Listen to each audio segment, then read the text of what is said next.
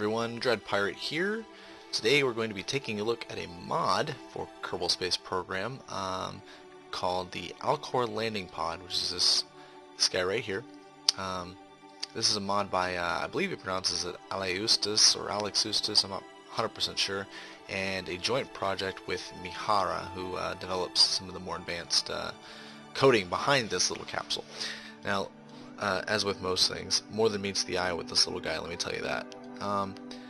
Now, before I get too far into this here, let me just apologize for the awkward audio quality. I'm recording this live action, which is something I've kind of been trying to get away from. It's usually easier to add narration afterwards in your favorite video editor, but for sake of ease of the showcase, I decided to do this one live. Now I just kind of assembled this little lander here. I did cheat a bit. I threw it into orbit of the moon using HyperEdit, and the reason for that is because, well, I had landed one of these capsules on the moon at a site that I'm going to be setting up a base in my career game here, but the recent update to 0.7 for the Alcor landing pod caused that one to cease to exist. So I needed to replace it anyways, so we're just going to kind of cheat a bit to get it here, because for the sake of the mod showcase, I don't want to have to, launch an entire rocket all the way to the moon, or a space plane, as I did in the original episode, which you may have seen. Okay, so let's get started here. Obviously, the outside of the pod isn't the showcase, although it is very good looking. Has kind of a stock-alike feel to it, and it's got some logos which I've kind of covered up with solar panels here. Sorry about that. It's got the A.S.E.T logo there, which is the mod developer's company name, so to speak. And then over on the other side, hidden underneath the solar panel again, is actually my flag, which is added. Whatever mission flag you use will be added to the outside of the pod and the interior, which I'll get to show you here in just a second. So let's kind of get started here. If I can click on the right thing. I did configure action groups for these, but I forgot the key binding. So, alright, let's have a look at the interior. First up, we'll start with one of the back seats. The two back seats are passenger seats, and they don't have any, fancy controls around them, but they do have access to the airlock. Now, one cool thing that's done with this pod is if you double-click on the airlock, the Kerbal you're controlling will instantly EVA from it. So that's kind of a nice little realism touch. You can instantly get out of the pod. And while I'm out here, I can display that the mod also includes support for a bunch of other mods, including Kerbal Attachment System. And you can see I've got some CAS gadgets stuck in here, because I'm actually going to be saving a lander, or a rover of mine rather, that I accidentally stranded in the bottom of a crater when it ran out of electrical charge. So we need to get on that rescue mission, but we'll worry about that a little bit later. Other than that, we'll go back to the interior view here. He's looking a little terrified. Can somebody get him something to cheer him up? So this is the main feature, and I'm sure you're all like, oh my, what is all this stuff? That is so pretty. Well, guess what? It gets even better. All this stuff actually works. Well, not all of it, but enough of it that it's going to make you go, holy crap, what? So let's start off with a simple nav ball. Only it's not so simple. This nav ball adapts based on what you're currently doing. If you have a target and you're set up for an orbital rendezvous or whatever, and you're trying to dock with it, you know how frustrating it can be trying to get that docking port lined up just perfectly. Well, I don't have an example for you here because, as I said, I just HyperEdit this in. But if you have an orbital target selected and you have a docking port marked as a target, and your own reference part specified, of course, the nav ball will indicate with a red circle the alignment of the other docking port, the target docking port, so you can easily line up so that you're only having to worry about your lateral movement to get you lined up. So that's kind of a nice feature, and this does update fairly quickly. It's a little tiny bit slower than the nav ball you see in the flight screen, but it is definitely functional. Now I've got stability control on here. Let me see. Let me just toggle that off. There you go. There's another example. The toggles are all animated. They look very neat. And they light up. And let's see, get some light in here so we can see. Yeah, that's right. Cockpit lights. Fantastic, isn't it? Okay, so moving on. Let's say you want to see where you're going. Now, if you have ScanSat installed, the mapping screen the navigation screen will give you a map of the current body that you're orbiting, in addition to any anomalies that you may have scanned. Now, I've done a complete scan of the moon except for a high-res scan. I haven't gotten to the high-res yet because I haven't unlocked it yet. It's 1,000 science for that thing. Holy crap, man.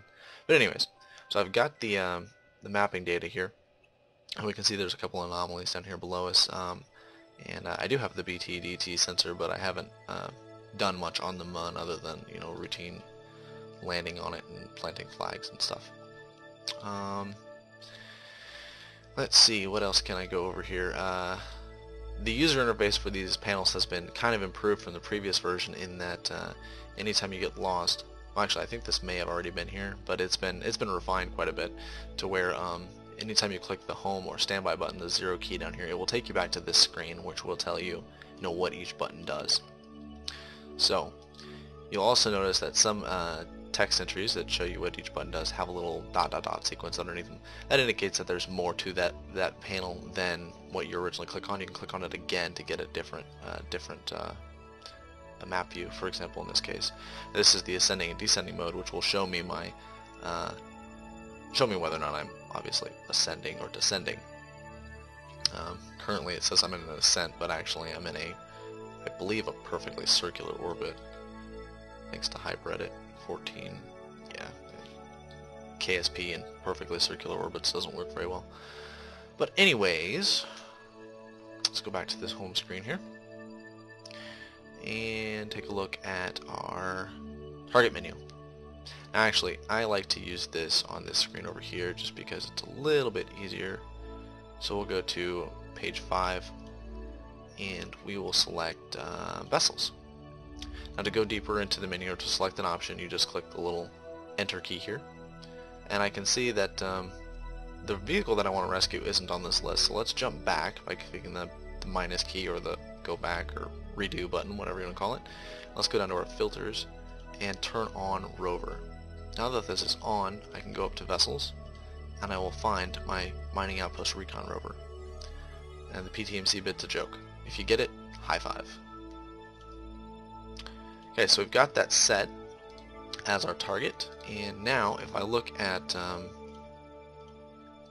the navigation screen, and it's currently, we must be on the wrong side of the moon for it. Yeah, it's over here and we're over there. Let's just see what we can do about that. Can't go faster than 50 times while under 25,000 meters. This is insulting, I tell you. I can't be bothered to change my orbit, so you'll just have to deal with it for now. We'll just wait till we get to about here-ish.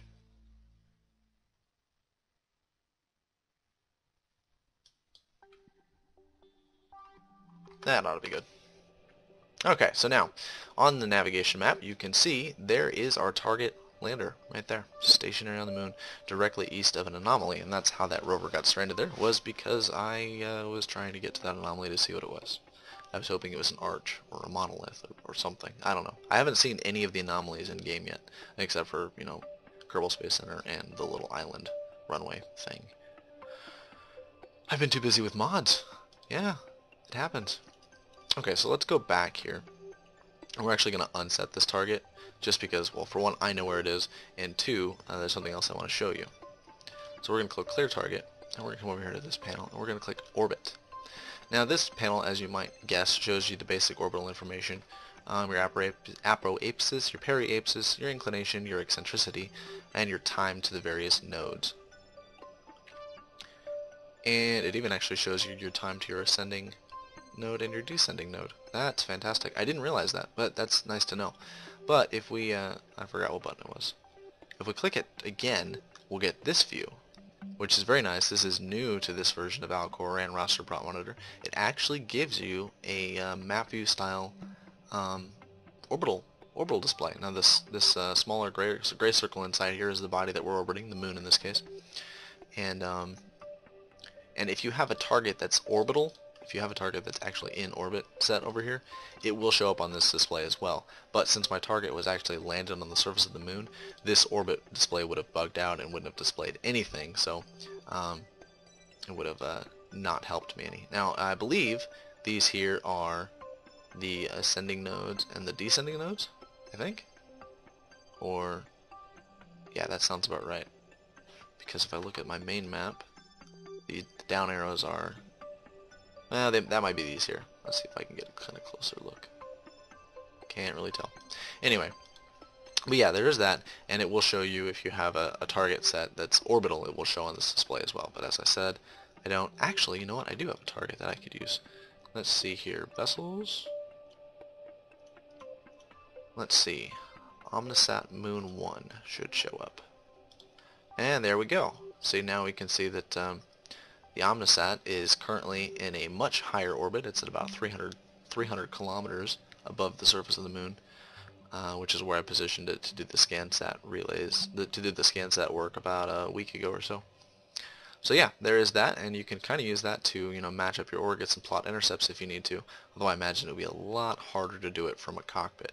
But that is what this mod focuses on doing, is allowing you to do more things in the cockpit rather than doing them from the external view, which, you know, kind of takes away from the realism.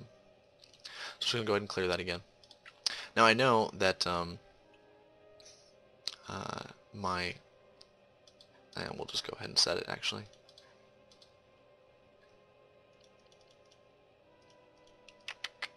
There we go. We know that our rover is over here next to this anomaly, but I need to change my inclination so that I can pass over it. So we're going to create a node here to lower my orientation, or to lower my inclination. Yeah, that's what I was trying to say. So that it kind of matches up. And we're just going to tell Mechjeb, which this mod also supports, to go ahead and execute it for me. Now this panel over here, which has this really fancy looking keyboard on it, I expect will probably include support for, I'm guessing, for KOS, which allows you to, you know, type in autopilot commands. But it's not integrated yet, or if it is, I haven't found it. But I don't have KOS anyway, so that might be why I can't find it. That makes sense, doesn't it? But other than that, the up and down arrows work for navigation. However, contrary to what you might think, the center button doesn't do anything. In order to select an option, you need to click the zoom in plus key, which also functions on the maps to actually zoom in. So there's that. There are submenus to this, so we can click plus here to go into the orbital menu, and which will allow me to choose, say, I want to turn retrograde, and there we go. Now if I call up the actual Mechjeb window here, you can see that SmartAss has been enabled in retrograde mode, so it is directly interfacing with the Mechjeb plugin, which is kind of neat. I'm not sure if this requires a Mechjeb external module. You can see that I have one on the ship right there, but it probably does. Now you may have noticed while I was looking at this, these little action toggles up here. Now these actually do stuff. Now this is kind of a new innovation. I haven't seen this before, but apparently in the vehicle description, when you're assembling the vehicle in the vehicle assembly bay, you can type a command sequence into the description to cause the displays on these to change. So if I type AG1 equals and then my text up to 14 characters, it will appear here in this space. So if I press action group 3 and I jump out to the camera view, we can see my solar panels unfolding. Fantastic. So that's really great if you're like me and you can't remember what you set your action groups to, or if you just have a lot of them.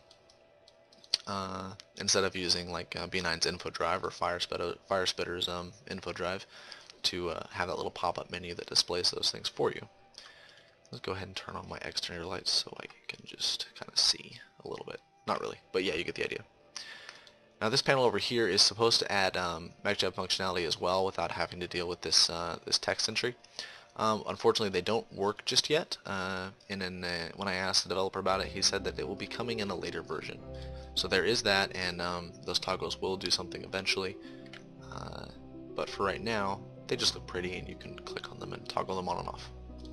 Again, I don't know what this bit up here does. This may have to do with one of the various life support mods, or something of that sort. But I don't have it installed. If that is what it is. But again, you can, flick all the buttons and make them do funny things. These lights here will kind of randomly change. I'm not sure if there's an algorithm for that or if it just happens.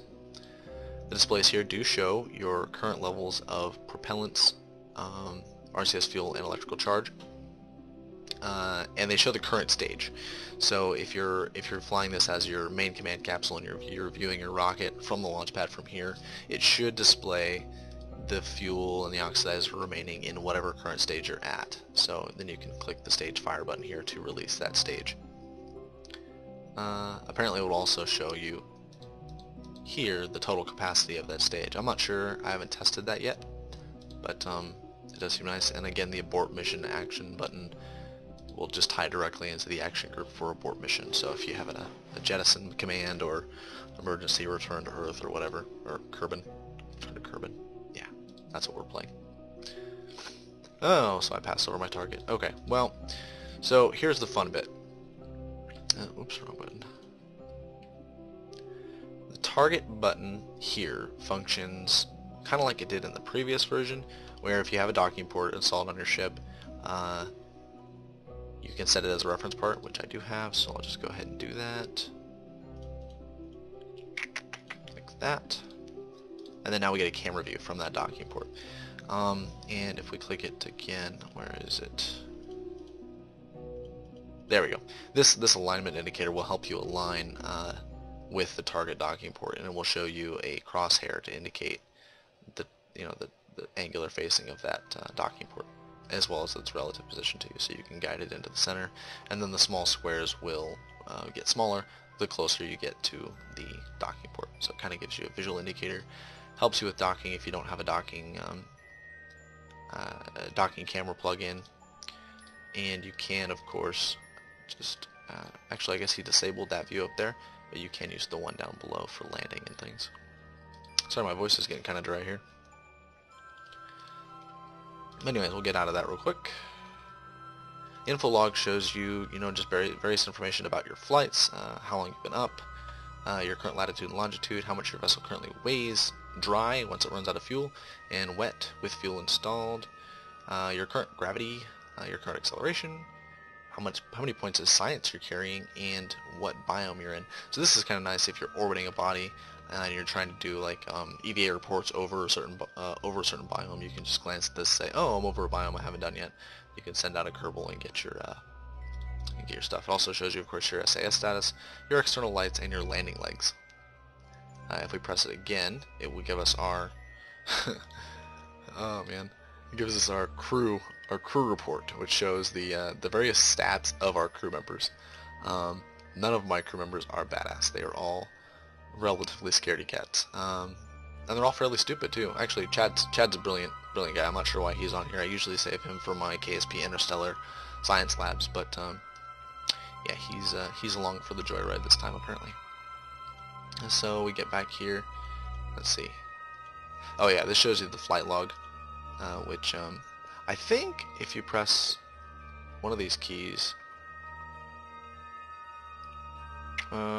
there's supposed to be like a way to write to the flight log. I don't remember what it is, but I imagine it would show up there if you did that. You can put manual entries in there.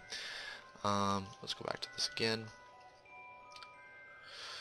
Resources, of course, shows you the total resources on the vessel currently, and the total capacity for those resources. And I'm not sure if this is current stage only or if this is total capacity for the entire craft in all its stages, because that would make sense that it would show the full resource amount as opposed to these displays showing the current stage.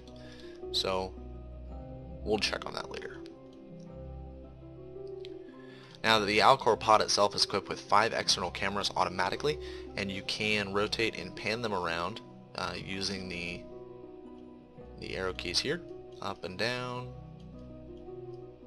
and you can zoom in, I think. Oh yeah, it's this one here. So it's useful if you want to get a look at something, and it gives you the name of which airlock which camera you're currently viewing. I'm currently looking at the airlock camera, which would be this camera right here. So if I send a Kerbal out on IVA, like that, and then I jump back into the cockpit, once I get stabilized here, I might be zoomed in too far.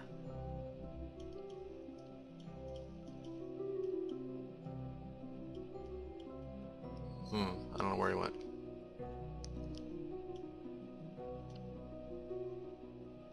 There's one of the fuel tanks.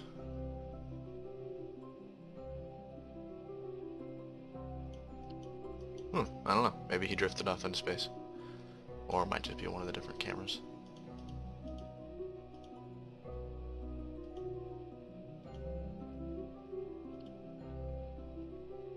Oh, beats me. What would I do here? Oh, I'm way zoomed in. How'd that happen? Let's see if we can just get you to let go and boost away a little bit, and then we'll see if we can't find you.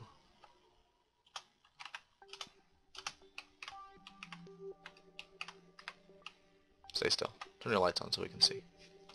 Okay, now let's see if we can find him.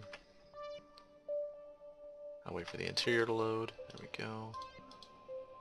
And let's see. Oh, there he is right there. Look at him. Just chilling there. Being a good little test dummy.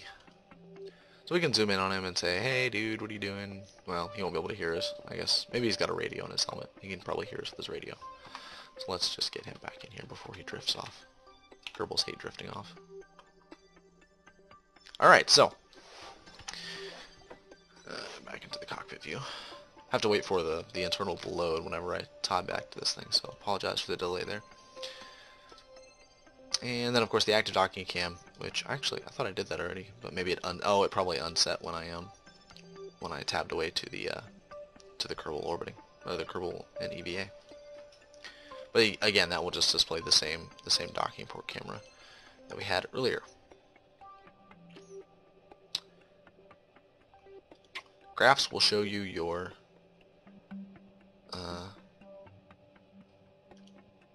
looks like various information about the craft in its current state in a graph form. So this is my at sea level altitude, this is my atmosphere current reading, and the pressure on the aircraft, which of course I'm in vacuum, so those are going to be 0. And this graph shows you, I guess it's like a radar altimeter. Will show you your current real altitude. I'm currently at 56. Oh, why am I so high? I should only be in like a 20-kilometer orbit, 15-kilometer orbit. That is strange. But yeah, as you can see, it's completely off the chart. It's not showing us anything here. Might have to ask about that one.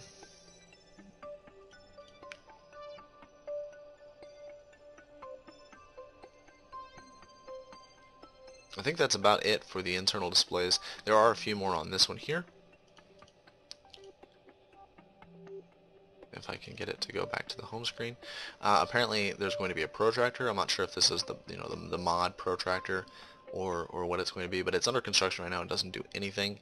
There is of course various larger versions of the displays I've already shown you. For example, a larger version of the scan map here, which I can get just a full map screen view, and you can toggle between the different view modes by clicking the down arrow. No, I actually think that's toggle color. And since I've only done a low-res scan, I can't give you a color, but I can give you the slope scan and the biome scan, which I have done. So again, this is kind of neat if you want to land in a specific biome. Say you're missing a soil sample from the moon's crater, one of the crater biomes. You can just plot your course here so that that's where you end up landing, which is kind of neat. So let's go back out of that. And yeah, and it gives you the controls here. You can zoom in on the maps. We'll use this one down here as an example. Zoom in. And you see the scale down here changing to show you that you're now zoomed in to the point where about that far is 20 kilometers ahead of me. Now naturally, if you do have done a high-res scan, the visuals presented here are much sharper and clearer. So don't be turned off by that. Now we are going to try to get one of these on the ground so I can show you the last feature that I haven't looked at just yet. Alright, so we'll see you here in just a few seconds. Actually, I realized that I forgot one of the displays here, and it is kind of neat and very helpful. So I'm going to kind of show it to you. And that's the ascending descending mode on the small monitors. Now the larger monitors, it shows you kind of a map, I think. But on the smaller monitor, it gives you a camera view below the ship, and this is kind of a unique view. It shows you some very relevant information when you're trying to make a perfect landing. It gives you your radar altimeter, which shows me that I'm 88 kilometers above the surface, which again, I'm not sure why that is, because I'm definitely only in a 15-kilometer orbit. Oh, apparently no, I'm not. Oh, I bet when I changed inclination, I didn't correct for it. Okay, well, anyways. So I guess that is accurate. I was just kidding. There is definitely nothing wrong with that. It shows you your vertical velocity and your horizontal velocity. So you can use this information to, you know, in conjunction with the nav ball over here, to angle yourself to cancel out your horizontal velocity and then descend and keep an eye on your vertical velocity. It will also show you your predicted impact speed at the surface. And this is even so far as to, as you're descending, if you're, you know, running at say 10% throttle, you're still moving at like 100 meters a second. It will actually factor in how much thrust you'll be generating during your ascent, and then it will give you an estimated impact speed as you hit the surface. So if I'm, say, you know, still 5 kilometers above the surface, moving at 100 meters a second at 10% throttle, it will show me my current impact speed as being obviously a lot less than 100 meters per second, depending of course on the thrust to weight ratio of the craft, which it actually does show you that here on this display, and that changes based on what orbital body you're currently orbiting. So there's that. Now I decided that I am going to go ahead and land on camera. I'll probably do some time warping. Actually, Mechjeb will do it for me, because I suck at landing. I'm just, at least from the cockpit. I can do it externally, but from the cockpit, I'm just terrible at it, and especially when I'm trying to land on a really specific spot, I'm just bad, just plain out bad. So we're going to try to land here in this crater next to my distressed rover, and we're going to do it using Mechjeb so that I can just show you the internals as this happens. And just as a safety precaution, because I'm not sure that I put enough fuel in this when I assembled it on the launch pad, we're going to just switch to infinite fuel. I think I have enough, but actually, you know what? We'll leave it off for right now just so I can see if we have enough fuel. And then I'll just toggle it on if I realize that we're not going to make it. Alright, so let's just hit, let's see, touchdown speed needs to be a lot slower. And I'll deploy the landing gear manually, and go. Oh, I did this already. There we go. So Mechjeb's going to fire up. I'm not sure why the lighting in here gets brighter, but I guess it does. It's going to change my plane just a bit, I guess. I'm not sure why. I had it pretty close to where I wanted it to be. Probably the moon's rotation as I've been orbiting here that's adjusted slightly.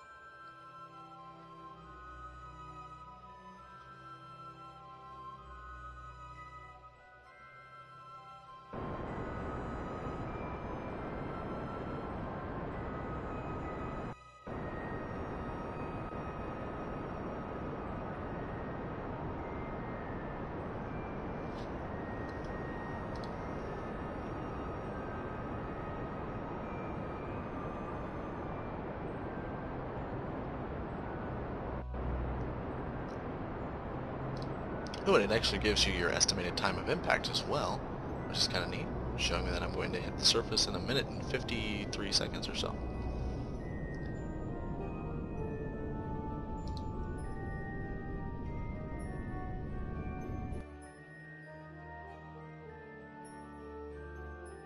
And I'm not sure if we're going to have enough gas.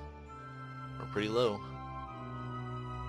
This pod's pretty light. I think it weighs under a ton by itself, I think. But I'm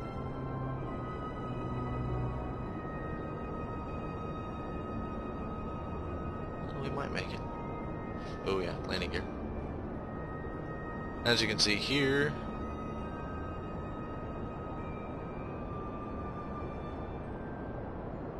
we are approaching the surface. If we're bleeding off horizontal velocity right now. Yep.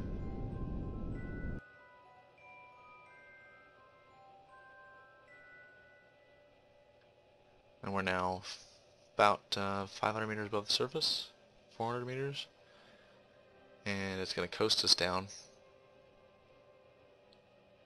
And you can see here it shows my current impact speed is negative 39 meters a second. And these red indicators here show you your surface contact range, and once they hit the center ring there, that indicates that we are on the ground. It looks like we bounced. Uh-oh, that's not cool. Came down at too much of an angle, I guess. I'm not sure if I have enough RCS to fix this.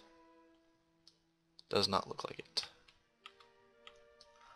Maybe if I put the gear up. Yep, that's gonna work. Lower my rotational forces. There we go. There we are, safely on the moon, and we had enough fuel. How about that? Only thanks to Mechjeb. Like I said, I suck at landing. That's not the purpose of the showcase. It's just to show this really awesome lander. So let's go ahead and deploy our crew ladder, and you'll see that pop out over there. And then the last feature that I wanted to show you is the integration with the external cameras that the mod also adds. Now I mentioned, of course, that the Alcor pod has its own external cameras built into the pod itself, but it does include another mod, another part rather, that you can attach to the outside of the craft, or any craft, right there. And you'll notice I've got these kind of funky looking contraptions. Those are Infernal Robotics plugins. Originally the Alcor pod had integration for Infernal Robotics, but apparently they removed it in this version. I'm not sure why, or maybe they just hid it from me. That seems more likely. But so we're going to toggle external cameras here. So we've got external camera 1 and 2, A.S.E.T camera 1 and 2. And again, with this capsule, you can pan these around just as you could with the other ones that I showed you, and you can zoom in. I didn't realize that at first, so I went through all the fancy trouble of putting them on extension and gimbals and stuff to make them do fancy things. So let's see here. If I just raise, I'm raising camera 1 here over here on the left, and we'll raise camera 2.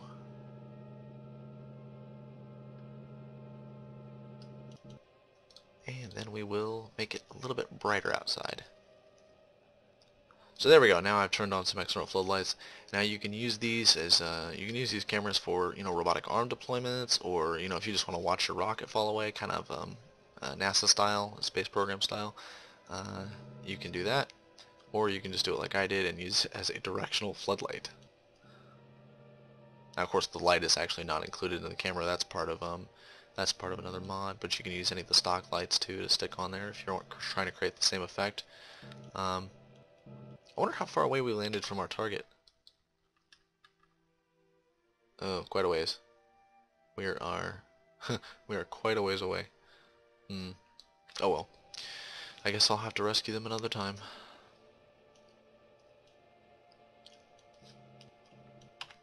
So yeah, this has been the Alcor landing pod and associated components, and some fun little Infernal Robotics gimmicks from me, just because I can. Yeah, I hope you liked it. It's definitely worth a download. Of course, there will be a link to the mod and its dependencies in the description below. So please, I urge you to take a look at it and just have some fun with it. It's a lot of great fun. A lot of work went into the developing of this and the design. Mostly all these fancy displays. I just love this. It really makes you feel like you're actually in the cockpit of the lander, and you're right there, and you can control everything manually. I don't know if you've ever played any of those DCS flight sims where you get to sit in the cockpit of a A-10 Warthog or a gunship helicopter, and literally every switch in the cockpit does something, and you can just click on them to interact with them. That's definitely what this reminds me of, and I just feel like this adds so much to KSP. So if you're looking for stuff that adds not necessarily more parts but a lot more integration, definitely worth checking it out. Also, the dependency that this requires for all these displays to work, RasterPropMonitor, it comes bundled with integration for all the stock IVAs as well as some from popular mods like B9 Aerospace. So if you're interested in adding more flavor to your Mark your Mark 1-2 command pod, it will actually add IVAs to that as well.